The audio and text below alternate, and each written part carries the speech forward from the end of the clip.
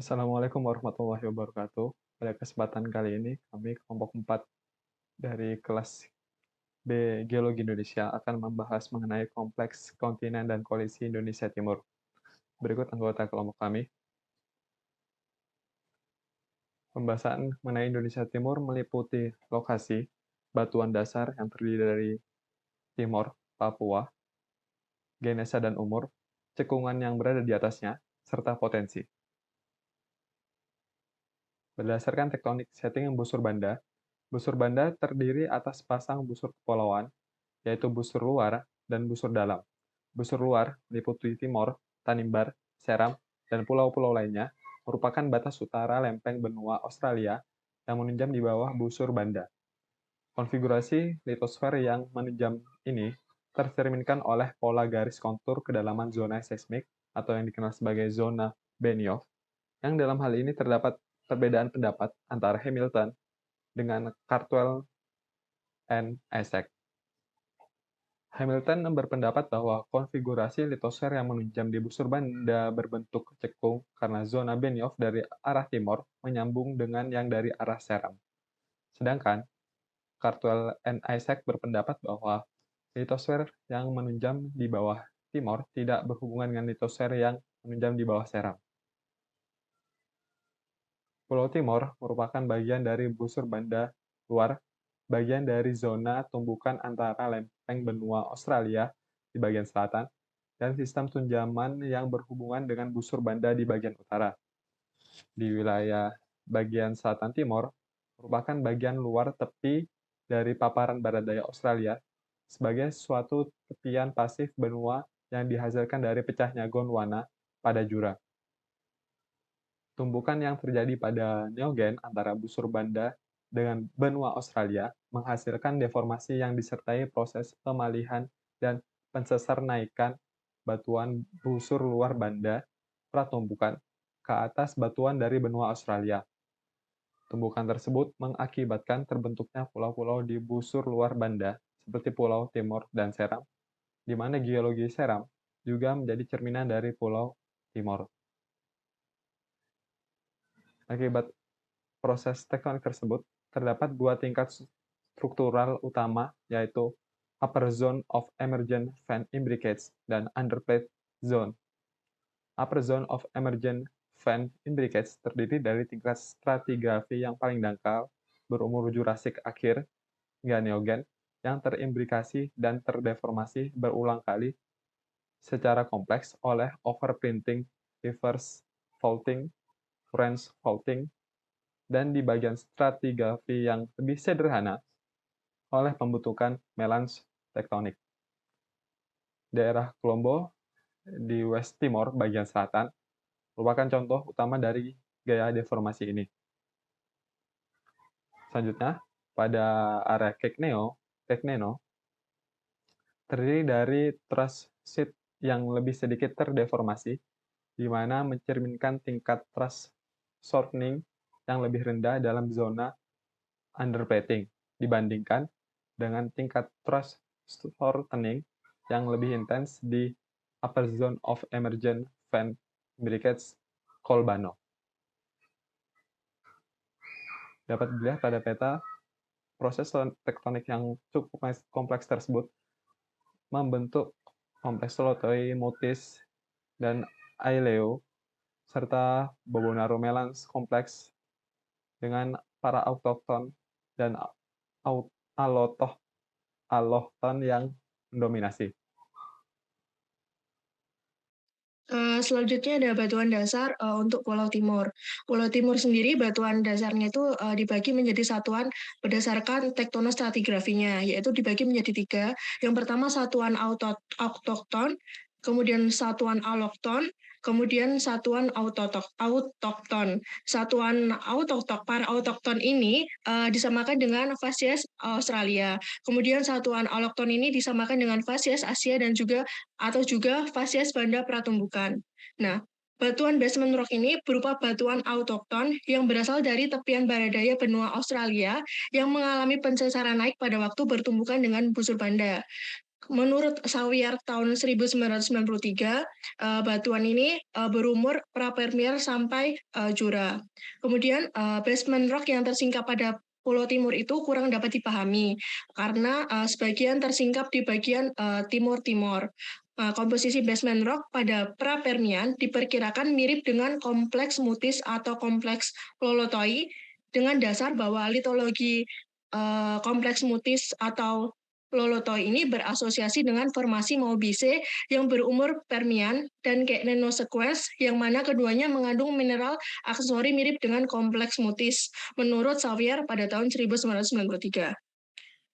Next.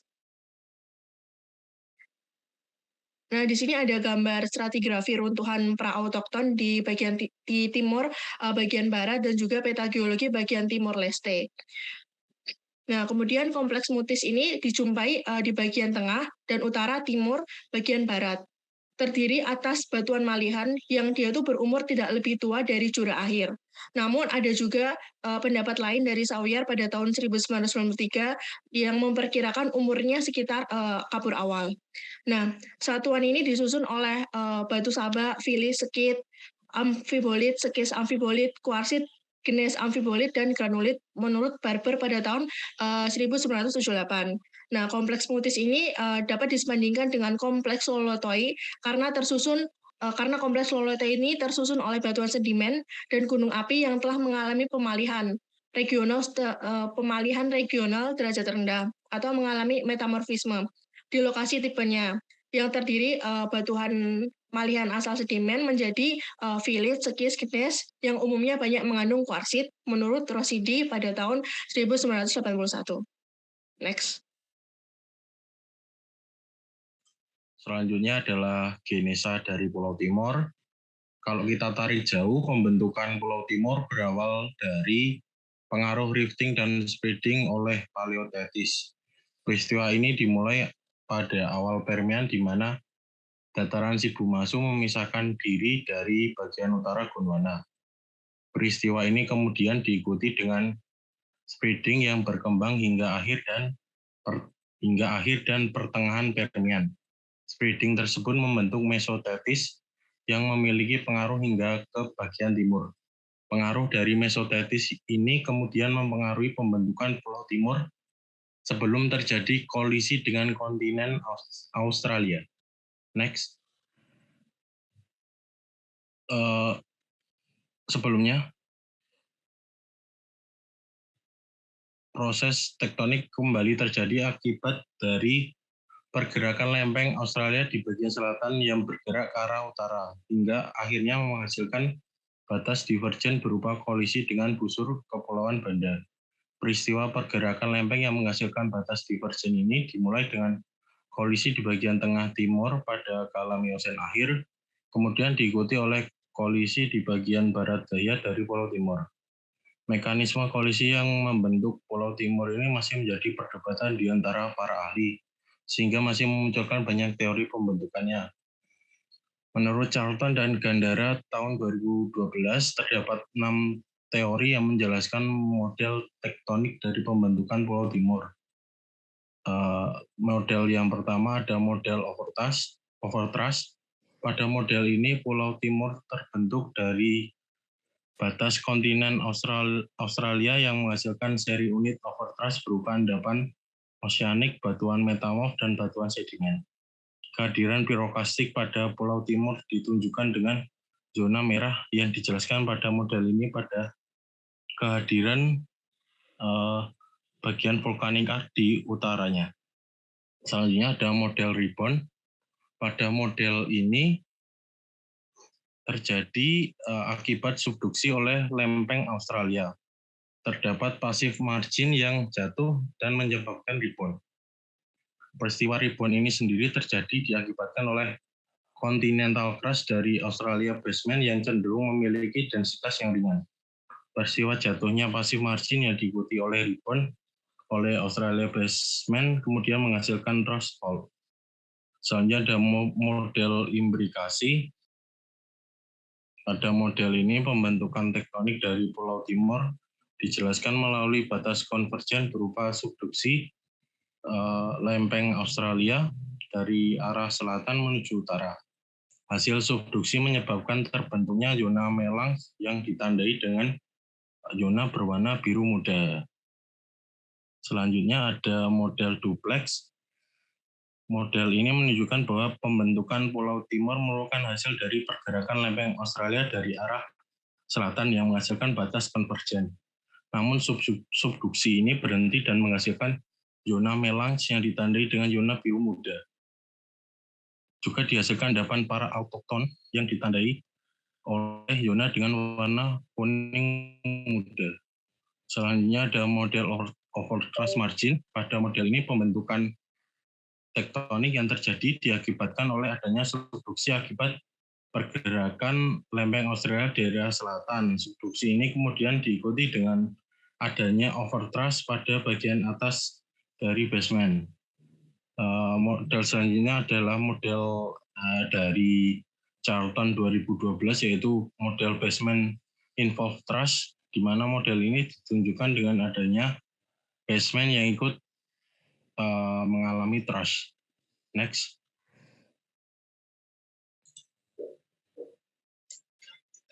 Selanjutnya, untuk lokasi kedua pada pembahasan kali ini ada di Papua. Papua merupakan bagian tertimur di Kepulauan Indonesia. Berdasarkan Harahap 2012, Tectonic Framework of Indonesia, Papua sendiri itu terdiri atas Papua dan berbatasan dengan Papua Nugini. Pada Pulau Papua di bagian utara itu berbatasan dengan zona tumbukan tersier antara Keraton Australia dengan lempeng Pasifik di utara. Sedangkan di bagian selatan itu terdapat Keraton Australia yang sangat stabil. Papua memiliki suksesi stratigrafi yang paling lengkap di Indonesia, serta memiliki umur batuan tertua di Indonesia yang berumur Kambrian. Next. Berdasarkan SAPIE dan PLOS tahun 2004, terdapat peta litotektonik dari Pulau Papua. Garis besar dari pulau ini yaitu secara geografis terdiri atas bird head, bird body atau tubuh burung dan ekor burung, bird tail. Berdasarkan geografis tersebut terdapat 4 provinsi litotektonik. Terlihat di atas peta ini yaitu New Guinea Portland, yaitu dataran tinggi yang berasal dari Keraton Australia. Selanjutnya ada di bagian tengah pada peta terdapat warna abu-abu, yaitu sabuk, ophiolite, dan metamorf, di mana batuan-batuan basement terangkat ke permukaan dan muncul. Setelah itu ada Melanesian Arc Terrain, di mana yang merupakan bagian dari Pacific Plate. Berdasarkan hal tersebut, terdapat batas antara Pacific Plate dengan Ocean Plate yang terlihat pada peta, yaitu ditunjukkan dengan garis hitam putus-putus yang dapat disebut sebagai zona struktur. Pada zona ini terdapat perbukitan yang dikenal dengan Karsten Pyramid, di mana perbukitan tertinggi di Indonesia yang terdapat di sini yang terbentuk akibat sesar naik sehingga membentuk perbukitan yang berlokasi sebagai zona struktur. Di sini juga terlihat terdapat tambang emas tembaga terkenal di dunia, Esberg Mining District. Selanjutnya, next. Selanjutnya untuk batuan dasar penyusun dari Pulau Papua sendiri, berdasarkan peta geologi regional Papua yang dari IOI DKK 2018, terdapat batuan basement di sini tersusun oleh formasi kebun yang terdiri dari batuan metamorf. Selanjutnya untuk berdasarkan diagram fase teknostratigrafi wilayah Papua Selatan dan Laut Arafura dari Harahap 2012 juga tertera bahwa terdapat di Papua itu terdapat batuan berumur paling tua di Indonesia, berumur Kambrian. Dia tersusun dari formasi Tuaba dan Karim. Formasi Tuaba tersendiri tersusun dari batuan sedimen yang terpengaruh oleh metamorfosis. Selain itu, untuk formasi Karim juga tersusun dari batuan mudstone yang juga terpengaruh oleh metamorfisme. Selanjutnya, untuk batuan dasar yang disusun oleh formasi Kemul yang berumur Silurian sampai Devonian, itu secara umum formasi ini tersusun dari batuan metamorfilit, slate, metasedimen derajat rendah, metavulkanik, dan intrusi granit. Nah, berdasarkan data dari JOS DKK 2021, formasi Kemul itu tersusun dari beberapa batuan. Yang pertama itu ada batuan metamorf, low-grade metasedimen yang tergolong pada fasies greenschist yang tersusun dari batuan slate, slaty-shale, filite, siltstone, dan argillite. Kemudian yang kedua itu ada batuan metamorf medium to high grade metasedimen yang tergolong pada fasies amphibol dan tersusun dari schist, slate, filite, hornfels, gneiss, dan sedikit marmer. Selanjutnya terdapat batuan beku granitoids yang hadir dalam bentuk dike, seal, dan stock dan umumnya berasosiasi dengan batuan metasedimen medium to high grade. Dan yang terakhir terdapat metavulcanics yang juga hadir dalam bentuk dike atau seal dengan batuan berwarna hijau keabuan hingga hijau. Ya, selanjutnya ada genesa dari Papua itu sendiri. Evolusi paleografis wilayah Papua pada dasarnya bersama dengan perkembangan lempeng utamanya selama 130 juta tahun terakhir. Ini adalah tahapan-tahapannya. Yang pertama, India terbelah dari Antartika dan Australia Barat, lalu bergerak ke utara sekitar 128 juta tahun yang lalu, pada masa Kretaseus awal. Selama Kretaseus, Australia berpisah dari Antartika dan New Guinea. Penyebaran lambat dari Australia Timur dengan tinggian Lord Howe, Selandia Baru, mengawali pembentukan Laut Tasman pada 82 juta tahun yang lalu. Lalu ketika 65 sampai 62 juta tahun yang lalu, pada Kretaseus akhir, terjadi fase penyebaran cepat di Laut Koral yang memisahkan semenanjung Papua dari bagian timur Laut Australia. Sekitar 43 juta tahun yang lalu, di Kalayosen terjadi perubahan besar dalam pergerakan lempeng Pasifik, dari pergerakan utara-barat laut ke gerakan barat-barat laut. Dari 37 juta tahun yang lalu sampai saat ini, telah terjadi fase penyebaran cepat antara Antartika dan Australia, hingga Australia bergeser sejauh 3.000 km ke utara timur laut. Next.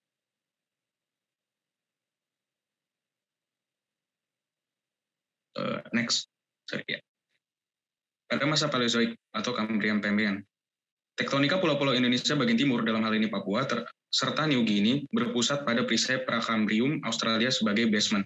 Walau batuan berumur Paleozoik awal itu jarang ditemuin, tapi keberadaannya dapat ditemukan di beberapa wilayah. Contohnya fosil graptolith yang berumur Silurian dapat ditemukan dalam fragmen batu gamping di lereng selatan dataran tinggi Irian Jaya Timur pada sabu tengah lipatan orogeniknya. Lalu pada masa Permian Triasik, masa ini ditandai dengan kepulauan barat daya dari Pasifik, Kaledonia Baru, dan bagian utara dari Selandia Baru ini menjadi tepian aktif benua Gondwana. Awal periode Triasik hingga Jurasik dicirikan oleh cekungan kratonik Gondwana yang sebagian besar ada di New Guinea dan Indonesia bagian timur. Papua dicirikan oleh dominannya fasies laut yang berevolusi menjadi fasies terestrial di New Guinea. Next. Ya, ini adalah ilustrasi dari genesa Papua pada masa Permian awal. Next. Ya, pada masa Mesozoik atau Triasik hingga Kretaseus, batas benua bagian timur Australia aktif selama era Mesozoikum dan terisi oleh sedimen vulkanik lastik andesitik. Zona subduksi diperkirakan telah menunjam ke arah benua Australia hingga vulkanisme ini berhenti saat Kretaseus awal. Dikutip dari Black et al. 1977. Peristiwa metamorfik pada Jurasik akhir Kretaseus awal berkorelasi dengan pengangkatan Kaledonia Baru sebelum pemisahannya dari benua Australia bersama dengan menyebarnya Laut Tasman saat Paleosen. Ada beberapa pendapat yang tentang pemindahan blok ini. Yang pertama dari Audley Charles tahun 1988, mereka mengungkapkan bahwa blok kontinen yang terlepas adalah bagian dari Burma, Thailand bagian barat daya, Malaka, dan Sumatera. Tahun 1990, Metcalfe memiliki pendapat lain yang meyakinkan bahwa sebaliknya blok-blok tersebut dipindahkan dari Gondwana dalam masa rifting saat pertengahan Permian. Metcalfe menyatakan bahwa blok-blok ini dipindahkan dari New Guinea dan bagian timur laut Australia yang memungkinkan terdapat di bagian barat Burma dan Sumatera bagian barat saat Jurassic. Nah, ini ilustrasi selanjutnya itu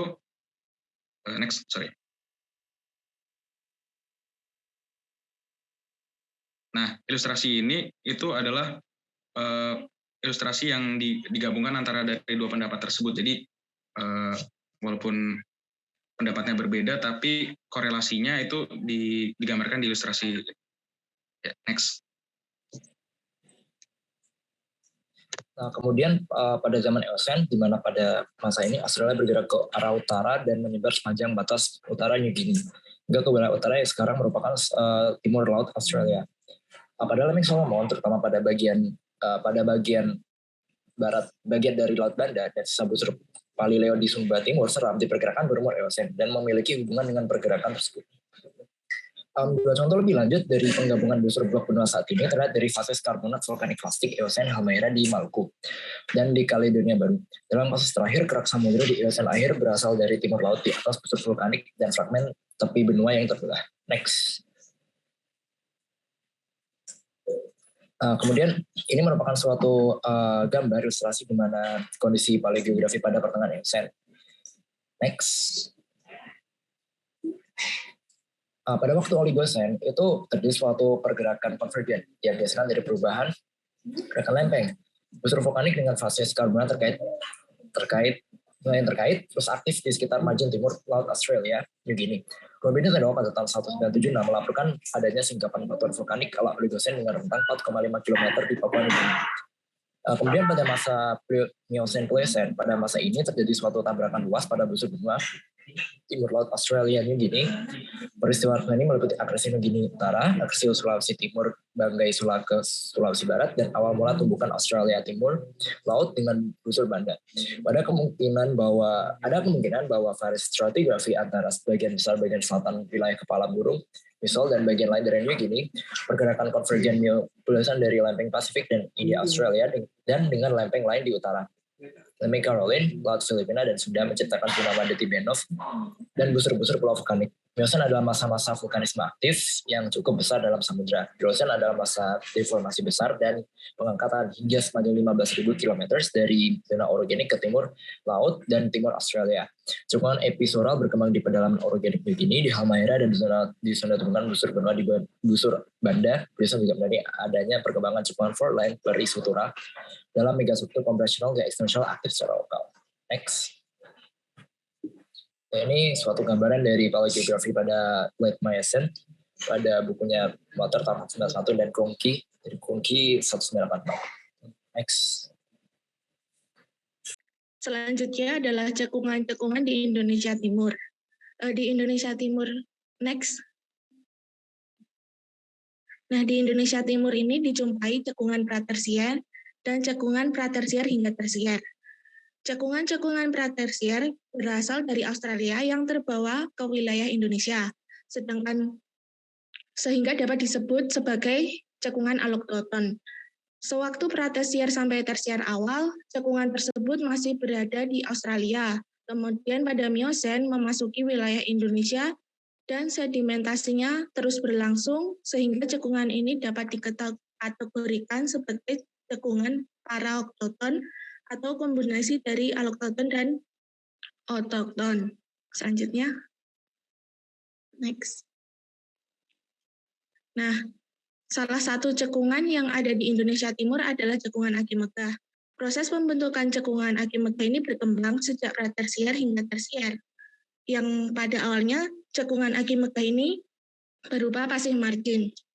Cekungan Aki Megah ini terbentuk oleh rifting di tepi utara benua Australia pada saat tepian ini sedang mengalami peretakan akibat adanya sebagian massa besar dari Australia yang bergerak ke utara dan lepas. Nah, dalam retakan ini terbentuk horst dan graben, yang dalam grabennya diendapkan sedimen synreting Paleozoikum dan Mesozoikum. Kemudian pada saat bagian utara Australia itu lepas dan menjauh ke utara dari Australia ini diendapkan sedimen synrifting yang umumnya berupa shale atau batu gamping. Nah, kejadian ini terjadi hingga Paleogen. Pada umur Neogen, cekungan Aki Megah ini berbenturan dengan Central Range of Papua, sehingga Aki Megah Basin ini yang dulunya berupa foreland basin berubah menjadi yang dulunya berupa cekungan pasif margin berubah menjadi foreland basin. Nah, akibat adanya kolisi tersebut, bagian dari depan tekukan itu diendapkan sedimen bersifat molase atau sedimen yang berasal dari erosi tinggian di dekatnya. Lanjut. Berikut merupakan stratigrafi atau tektonostratigrafi dan sistem petroleumnya dari cekungan Aki Megah. Nah, batuan dasar dari cekungan Aki Megah ini berupa batuan metamorf dan gabbro berumur prakambrian, lalu diikuti oleh dolomit modio berumur Permian, dan di atasnya diendapkan formasi Aiduna yang diendapkan secara tidak selaras. Kemudian setelah itu diendapkan formasi-formasi klastik Mesozoikum yang meliputi formasi Tipuma, Kopai, Woniwogi, Pinia, dan Ekmai, serta perlapisan karbonat secara lokal.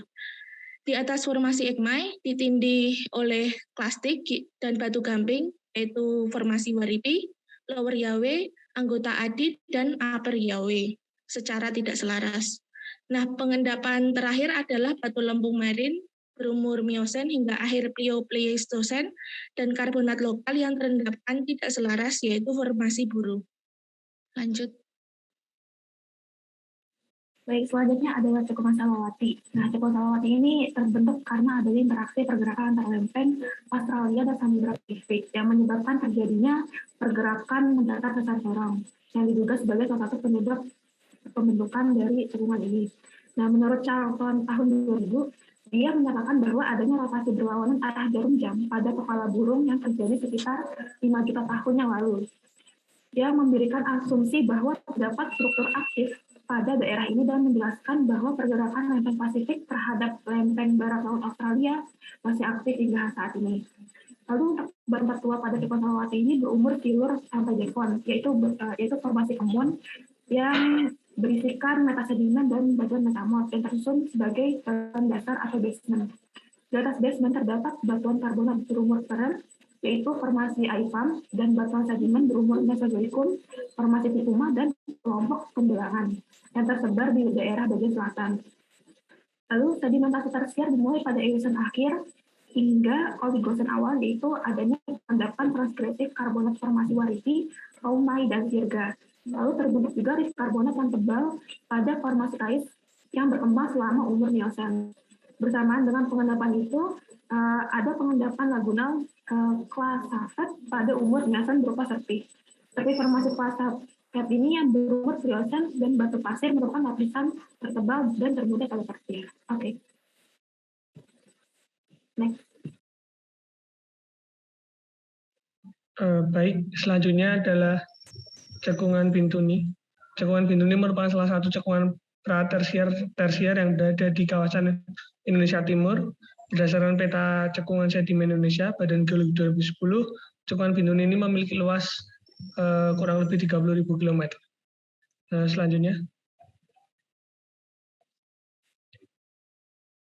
Berikut adalah kolom stratigrafi dari cekungan Bintuni.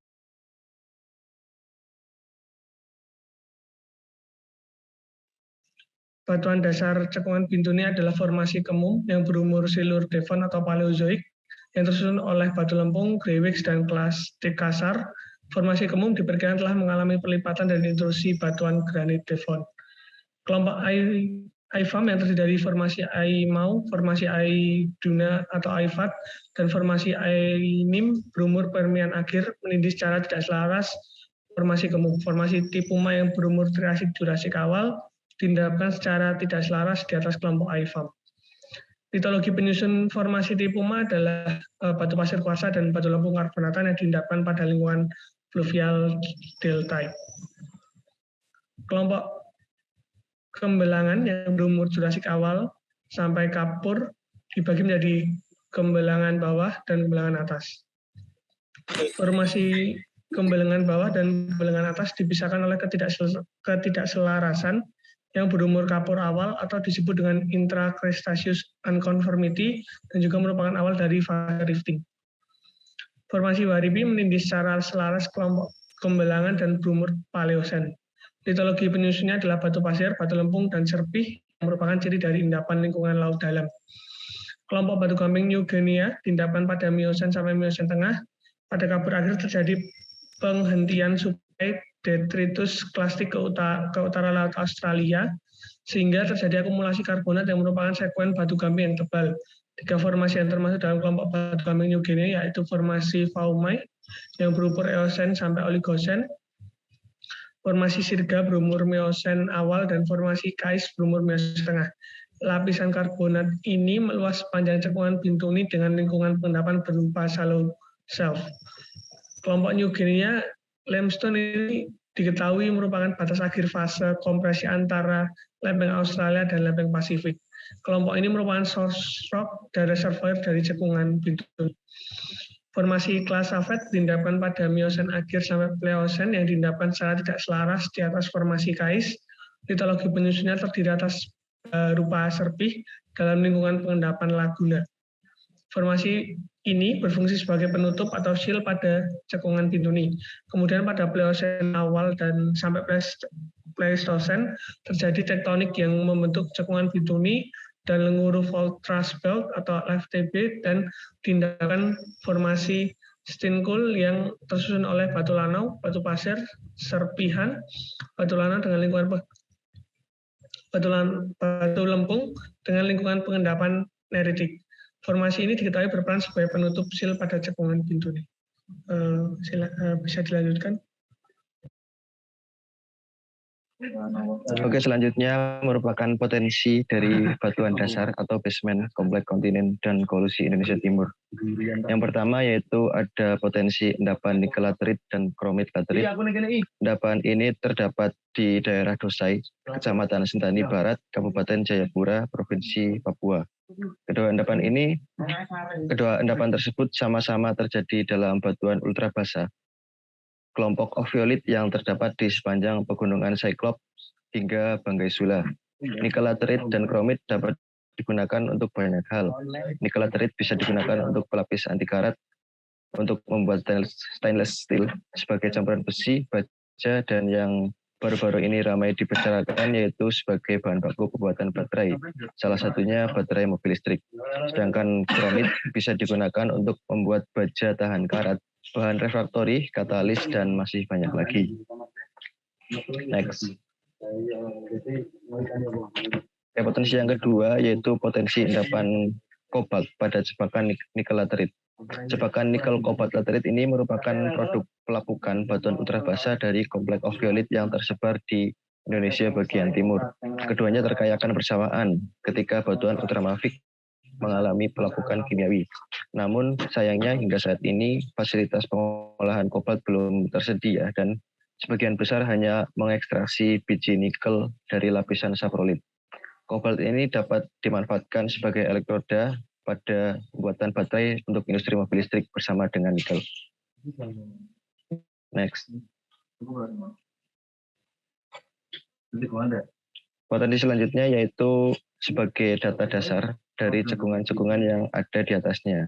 Data-data dari batuan dasar dapat digunakan sebagai data dasar untuk penyusunan tektonostratigrafi dan sedimentasi suatu cekungan yang ada di atas batuan dasar tersebut.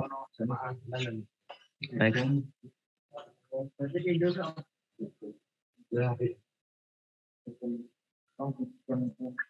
Oke, yang selanjutnya ada endapan platinum group metal atau PGM.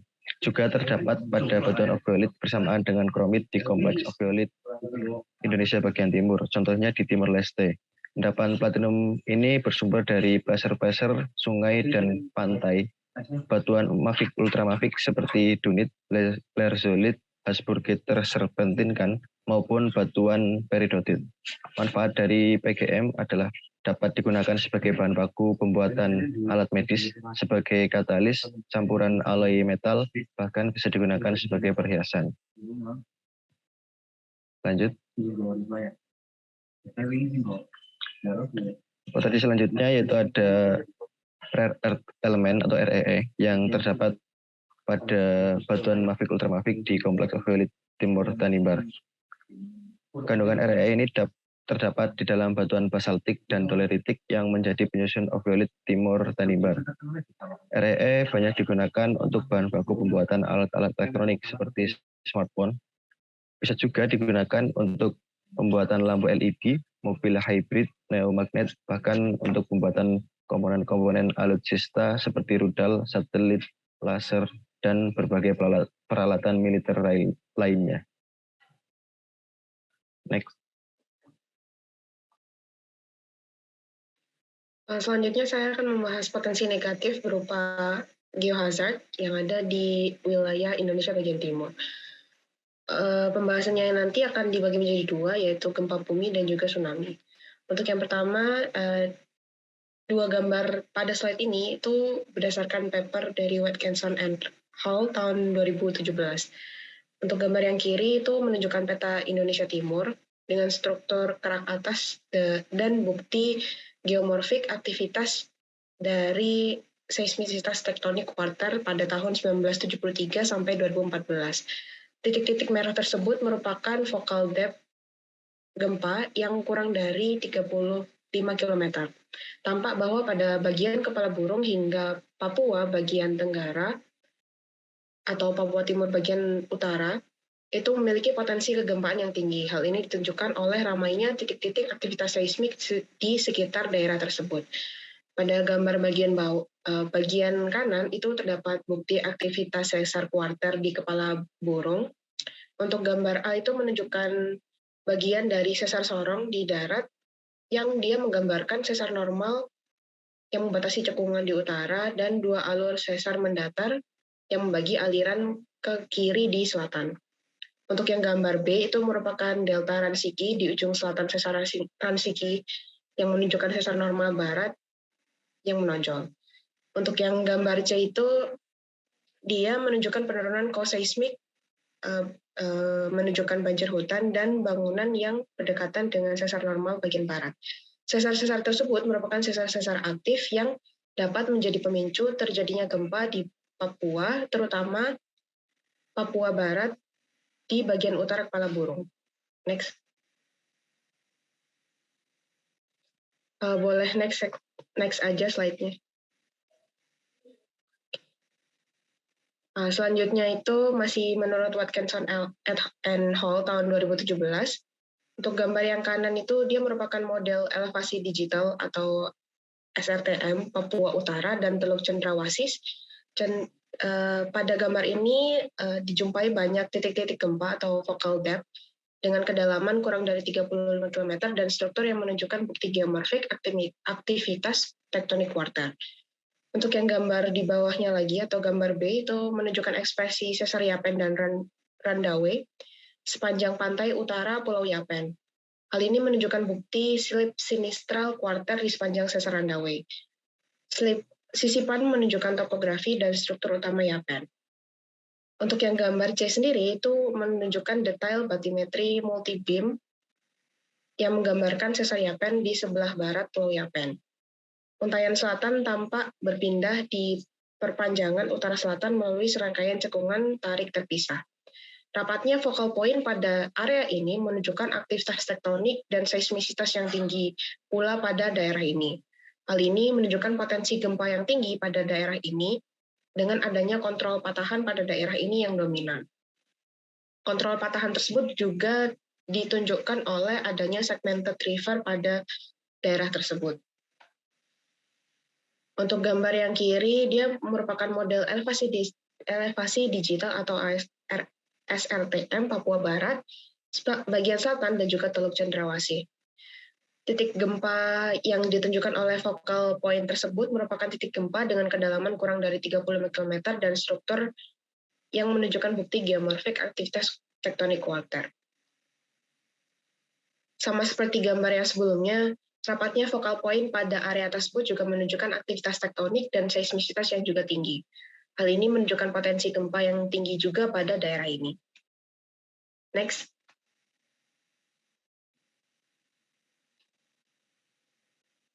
Selanjutnya ini merupakan gambar dari Suspendi et al. Tahun 2022. Tampilan tersebut menunjukkan peta solusi mekanisme fokus di sepanjang transisi busur Sunda Banda. Epicentrum gempa bumi diwakili oleh lingkaran berwarna sebagai fitur kedalaman fokus atau focal depth. Berdasarkan gambar tersebut, wilayah timur juga berpotensi terhadap gempa bumi, terutama untuk gempa-gempa dangkal. Next.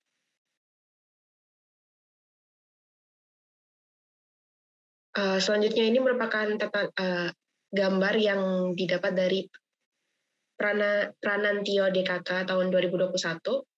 Gambar ini menunjukkan potensi geohazard untuk tsunami dengan berbagai sumber seperti tsunami dengan sumber gempa bumi ataupun tsunami dengan sumber volcanic eruption dan juga longsoran submarine. Nah, pada gambar tersebut, tatanan tektonik Indonesia Timur menunjukkan peristiwa-peristiwa tsunami genik utama yang dipilih dari data-data kejadian tsunami terdahulu berdasarkan jenis sumber tsunami-nya. Garis hitam yang pekat itu menunjukkan batas lempeng tektonik. Berdasarkan gambar tersebut, sumber tsunami genik di Indonesia Timur didominasi oleh sebab-sebab berupa gempa bumi, terutama gempa yang berkaitan dengan aktivitas tektonik sesar aktif Sorong dan New Guinea Trench. Next. Berikut merupakan daftar pustaka yang kami gunakan. Sekian presentasi dari kelompok kami. Apabila ada salah kata, mohon maaf. Wassalamualaikum warahmatullahi wabarakatuh.